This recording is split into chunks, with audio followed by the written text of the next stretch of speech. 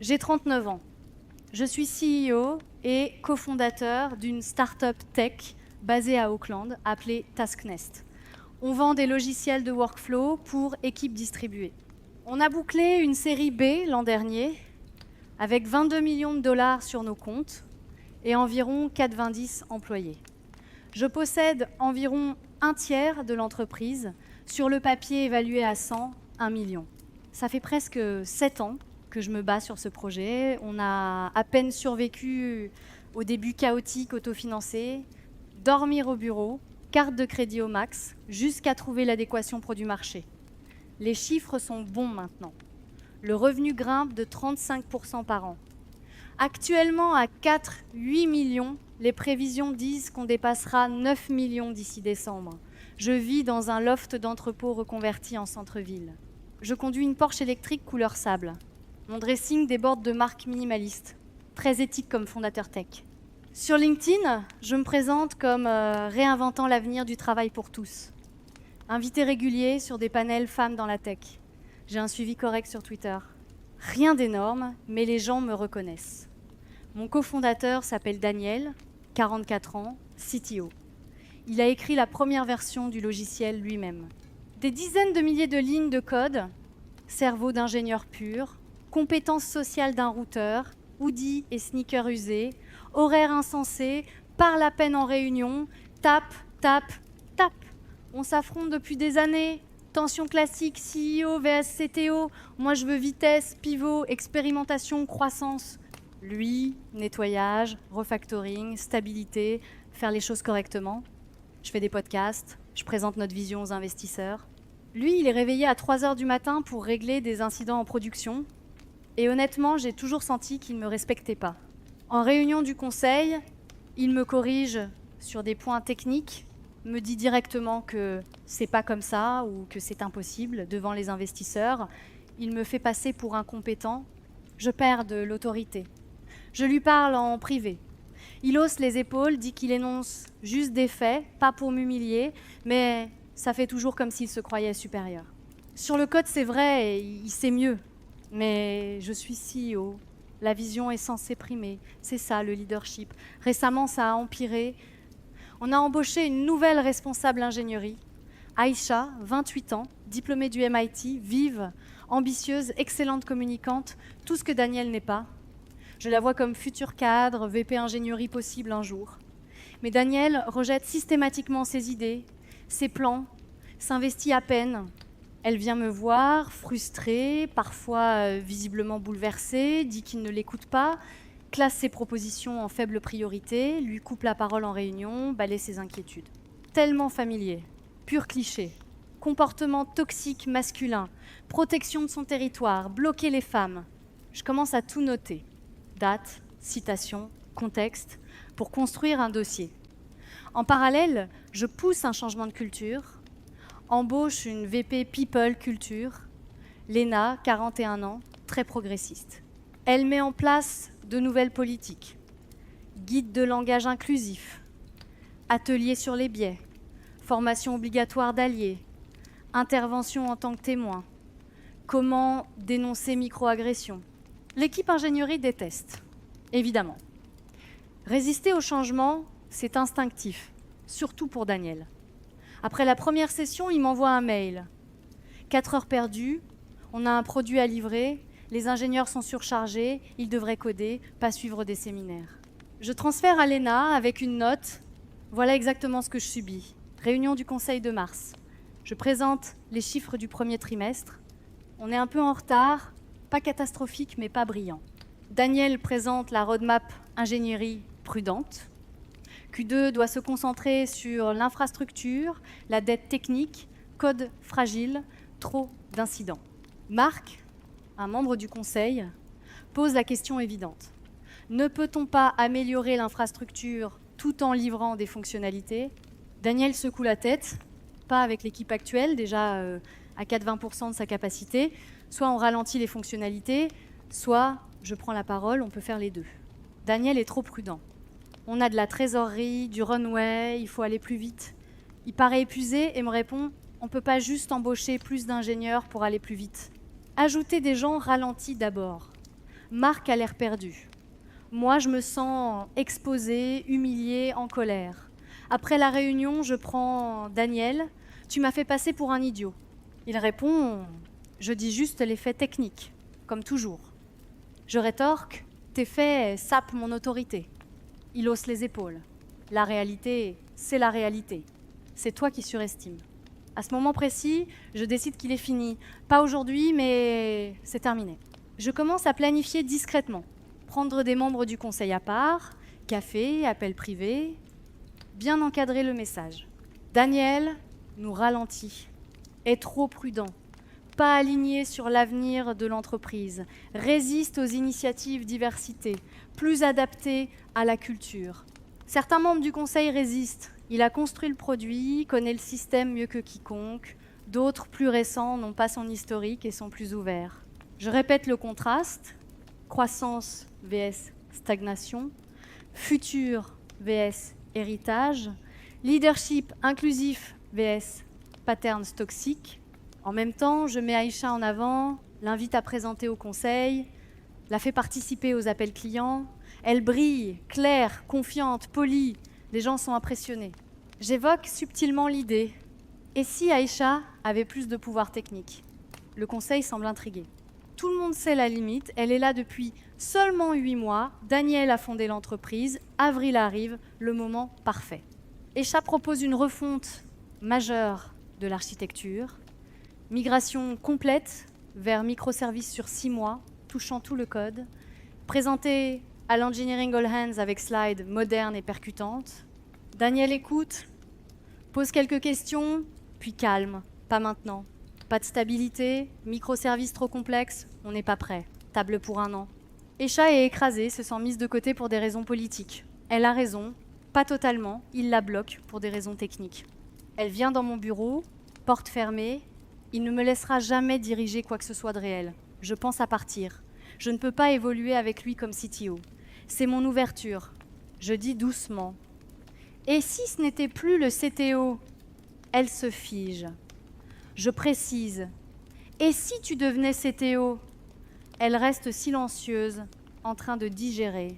Je souris. Laisse-moi m'en occuper. Veux-tu du poste? Elle hésite, puis dit oui. Elle admet ne pas avoir sa profondeur d'expérience. Je la rassure. L'expérience ne fait pas tout, le style de leadership compte davantage. Je lui demande de m'aider à construire le dossier, 2 semaines à documenter. Chaque contradiction publique de Daniel, chaque résistance au programme de culture, chaque blocage envers Aïcha ou d'autres femmes. On cadre ça comme un pattern, masculinité toxique, environnement hostile, avec Léna du People Ops. Elle rédige une évaluation formelle. Comportement de gatekeeping, résistance au feedback, plusieurs ingénieurs se sentent ignorés, leadership non aligné avec inclusion. Pure à chair. On planifie une session spéciale du conseil début mai. Daniel croit que c'est pour l'embauche, il arrive relax. Je présente un deck de 25 slides, froid et clinique, détaillant pattern, risque pour la diversité, citation, date, capture d'écran. Léna soutient. D'un point de vue RH, c'est insoutenable, on risque de perdre nos meilleurs ingénieurs. Daniel reste immobile, son visage se vide, il comprend enfin. Jeff prend la parole. Ce sont des accusations sérieuses, mais Daniel a construit cette entreprise. On ne peut pas régler ça sans le retirer. Je sors l'argument final. Attente diversité des investisseurs série C. Chaque pitch demande la composition du leadership. Leadership technique masculin, uniquement égal drapeau rouge. Responsabilité, Sarah acquiesce. C'est vrai. Le financement se soucie de la diversité. Daniel parle enfin, voix calme. Attendez, vous me licenciez pour être un homme et pour avoir pris des décisions techniques? Réponse instantanée, simplification défensive. Il s'agit de l'approche du leadership, de l'alignement culturel et de l'état d'esprit de croissance. Il me regarde, quelque chose se fissure. J'ai travaillé 70 heures par semaine pendant 6 ans. J'ai construit ce système, géré toutes les crises. Et maintenant, vous me licenciez parce que j'ai dit non quelques fois. Jeff demande comment se ferait la transition. Qui prend le relais? Je réponds, confiante. Aisha prend le rôle de CTO. Elle est prête. Daniel rit brièvement, amer. Elle est là depuis 8 mois, n'a jamais construit un système de zéro, jamais fait évoluer un produit comme celui-ci. Talenteuse mais pas prête. Sarah intervient, ça ressemble à du gatekeeping, exactement l'état d'esprit qu'il faut laisser derrière nous. Silence dans la salle. Vote 3 contre 2.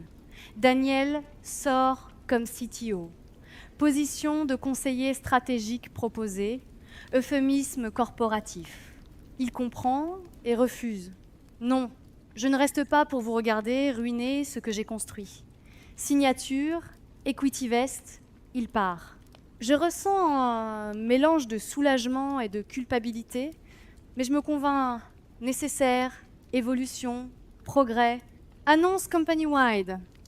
Daniel se retire pour de nouvelles opportunités. Aisha devient CTO. Engagement envers leadership inclusif réaffirmé. Slack silencieux, canaux gelés, pas de réaction. Aisha accepte officiellement, commence immédiatement, nerveuse mais motivée. Je lui parle, je lui dis qu'elle est prête, que je crois en elle, d'ignorer les sceptiques, prouvé par l'exécution. Semaine, une pure lune de miel. Elle participe à toutes les réunions, fixe la direction, prend des décisions, valide microservices, migration, plus 3 autres initiatives majeures qu'elle proposait. Je suis ravie. C'est la vitesse et le momentum que je voulais. Semaine 2, premier incident. Le système de paiement plante. Les clients ne peuvent plus changer de plan. Le chiffre d'affaires s'arrête net. L'équipe commerciale panique. Aisha est dans la war room, les ingénieurs courent dans tous les sens. 6 heures pour résoudre. La cause du code legacy. Daniel avait écrit « Mike, un ingénieur senior, trouve la cause, une condition de course. » Daniel avait mis un verrou pour l'éviter, verrou supprimé lors d'un refactor la semaine précédente. Aisha se défend, le verrou causait des problèmes de performance. Mike, épuisé, rétorque. Le ralentissement était un symptôme, le verrou empêchait le vrai bug. Incident clos. J'envoie un mail à l'entreprise pour remercier tout le monde et rappeler que les incidents arrivent, mais je suis mal à l'aise. 6 heures hors ligne, c'est grave. Semaine 3, nouvel incident. Migration de base de données échoue. Produit entier hors ligne pendant 4 heures. Client furieux. 2 gros comptes quittent. L'équipe ingénierie est épuisée, nuit et week-end. Mike demande un entretien privé. Il s'inquiète, dit qu'on change trop vite, que les microservices devraient attendre une meilleure stabilité. Je réplique immédiatement. Aisha est CTO. Elle prend les décisions. Il insiste. Elle est nouvelle, ne connaît pas le code comme Daniel. Je l'accuse de biais, soupçonne qu'il remet en question Aisha parce qu'elle est une femme. Il dit non, juste qu'elle est nouvelle. Je lui ordonne de soutenir sa CTO ou de partir. Il s'en va, vaincu. Je me sens puissante et moralement certaine. 2e mois, tout commence à s'effondrer. 8 incidents en production en 4 semaines. Avant, 1 par mois. Churn en forte hausse. Clients se plaignent sans arrêt. L'ingénierie est épuisée. 3 ingénieurs seniors démissionnent. Tous hommes, tous embauchés par Daniel. Pas d'explication détaillée, juste d'autres opportunités. Panique interne. Impossible de montrer ça. Je dois soutenir Aisha. Elle est noyée, travaille 4-20 heures par semaine, ne veut pas montrer qu'elle struggle, ne demande pas d'aide, pousse encore plus fort. Approuve davantage de changements, de projets pour prouver sa valeur. Code devient fragile, système qui casse sans cesse. 3e mois, l'effondrement. Vendredi après-midi, 14h, toute la plateforme tombe. Pas en dégradé, base de données corrompue, microservices en échec en chaîne. Personne ne sait par où commencer. Aisha panique. Les ingénieurs tentent tout, rien ne fonctionne. Les heures passent. Clients en colère. L'équipe commerciale perd des deals en temps réel. Twitter explose. Les blocs tech relaient l'info. Tasknest subit une panne majeure. Samedi matin, toujours hors ligne, catastrophe totale. Aisha craque, dit qu'elle ne sait pas comment réparer. Architecture plus complexe qu'elle ne pensait. Mike, un des rares seniors restants, dit doucement « Il nous faut Daniel ». Je réplique immédiatement « Non, on peut gérer, on essaie depuis 16 heures ». Un autre ingénieur ajoute « Daniel a construit ce truc, il saura où chercher ». Aïcha craque, pleure, épuisée, humiliée. Quelqu'un le dit à voix haute « Appelle-le ». J'essaie de joindre Daniel, tombe sur sa messagerie. Je rappelle, rien. Je lui envoie un SMS. Urgence. Plateforme down. Besoin d'aide. 1 heure plus tard, réponse, plus mon problème. Je panique, propose de l'argent pour consulting, quel que soit le tarif. Il refuse, me souhaite bonne chance et bloque mon numéro. Fini, dimanche matin, presque 48 heures de panne. Sentiment terminal, conseil d'urgence, investisseur panique, gros client exige des remboursements, avocat rôde. Finalement, la plateforme revient dimanche soir. Plus de 70 heures d'arrêt. Catastrophe absolue. On perd environ 30% des clients en un week-end. Un MARR disparaît. Remboursement, risques légaux. L'ingénierie est brisée. Autre démission la semaine suivante. Aïcha démissionne. Elle n'est pas faite pour ce rôle. Il s'excuse. Elle avait raison. Elle n'était pas prête. Je l'ai mise en échec. Pas possible de l'admettre publiquement. Je prends sa démission. Réunion du conseil, lundi, carnage. Comment en sommes-nous arrivés là? Jeff est furieux. Nous avons viré la seule personne qui comprenait le système, remplacé par quelqu'un avec 8 mois d'expérience et perdu 1/3 du revenu en quelques jours. Sarah est malade. Il faut ramener Daniel. Tout lui offrir. Je l'appelle d'un autre numéro. Il répond. Je dis « Il faut qu'on parle ». Long silence. Il dit non. Je précise. Le conseil veut son retour comme CTO. Il n'est pas intéressé. Je propose plus d'equity, contrôle total, tout. Il rit. Tu m'as viré en tant qu'homme toxique. Maintenant, tu me veux de nouveau parce que ta recrue diversité n'a pas tenu. Je déteste cette formulation, mais il n'a pas tort. J'admets, c'était une erreur. L'entreprise a besoin de lui. Il réplique. L'entreprise avait besoin de moi il y a 3 mois. Tu as choisi la politique sur la compétence. Maintenant, tu subis. Raccroche. Plus jamais de réponse. Cette semaine-là, le conseil me vire comme CEO, leadership intérimaire, expert en turnaround. Moi, soft firing, equity techniquement conservé, mais l'entreprise s'effondre, valorisation chute, série C annulée, headcount à 40, tous les bons partis. 3 mois plus tard, plus d'argent, impossible de lever, revenus détruits, marque empoisonnée, entreprise rachetée pour des miettes, 3 installateurs, mon steak presque sans valeur, 90 K à tout casser, de 8 chiffres sur papier à 5 en réalité, 40 ans, sans emploi, start-up morte, réputation ruinée. Blockstack raconte l'effondrement. Tasknest, CEO licencie son CTO technique, le remplace par une exécutive inexpérimentée. Quelques mois plus tard, l'entreprise implose complètement. Je deviens un cas d'école, diapositive de précaution dans les business schools. J'essaie de retrouver un poste de CEO. Les investisseurs ne répondent pas. Tous disent la même chose. Tu as viré ton fondateur technique pour des raisons politiques et tu as tué la société. J'essaie de lever des fonds pour une nouvelle start-up. Personne n'investit. Tu as choisi l'idéologie plutôt que la compétence. 6 mois après l'effondrement, je scrolle TechCrunch par habitude. Je vois Daniel. Sa nouvelle société a déjà levé une série A auprès de VC de premier plan.